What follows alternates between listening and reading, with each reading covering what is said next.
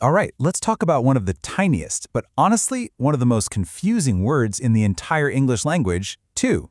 You know, if you've ever mixed it up with for or just kind of stared at a sentence wondering what it's even doing there, trust me, you are not alone. But we're about to fix that for good. But what if I told you there's a secret, like an algorithm, a single powerful idea that unlocks pretty much every single use of the word to?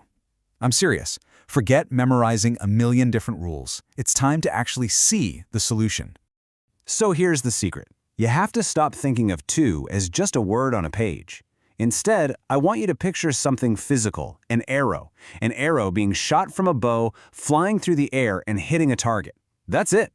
It's all about movement that results in direct contact. And this whole idea, this arrow, it breaks down into 3 really simple steps. First, you have movement. Some kind of energy starts traveling. Second, there's a clear destination, a target it's aimed at. And third, this is the most important part, you get contact. The arrow hits its mark with a satisfying thwack. It's the sound of a perfect, successful connection. So that's the whole vibe of tuh. It's all about complete, precise delivery.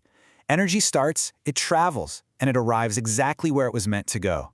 Nothing gets lost along the way. That's the core feeling, the essence you should get every time you see this word. Okay, so you've got the secret arrow algorithm down?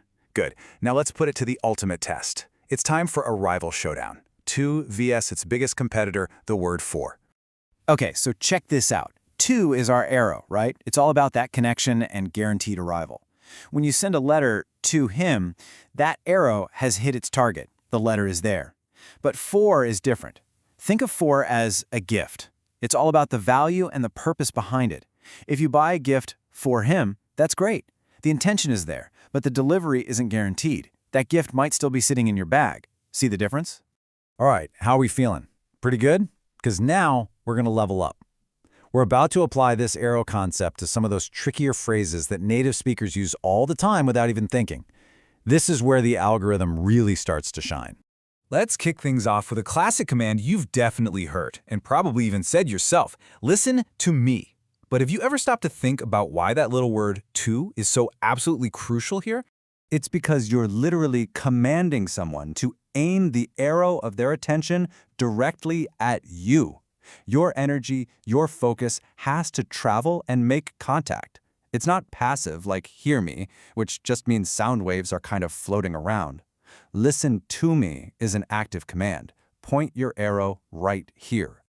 Okay, next level. Let's get a little more abstract. How about this one? He is devoted to his job. So here, the movement isn't a physical thing. We're talking about metaphorical movement, like energy and time. Think about it like this. All of his passion, his focus, his time. It's like a bunch of arrows that have already been fired and are now firmly stuck to their destination. And what's that destination? His job. The job is the target, and his devotion has already made complete contact. It's a state of being attached. And for our final advanced example, let's look at a common idiomatic phrase. To my surprise, she said yes. Now this one is really cool because it's describing the outcome of a situation. In this phrase, the arrow isn't a physical object. The arrow is the event itself. The fact that she said yes, that's the arrow flying through the air. And where did that arrow land? What was its destination? Boom! It made direct contact with your emotional state, your surprise. The outcome arrived at the feeling of surprise. All right, you've made it this far, so it's time for the final boss of to. The big one, the one that trips up pretty much everybody. Figuring out when to is a preposition and when it's part of an infinitive verb. I know, it sounds scary, but our arrow concept makes this way easier than you think. So here is the super simple trick. If to is pointing to a noun, a person, a place, a thing, it's a preposition. It's answering the question, where to, as in, I went to the store. But if it's pointing to a verb, it's an infinitive. It's answering the question, to do what, as in, I went to buy milk. But do you see it? In both cases, the arrow is still flying.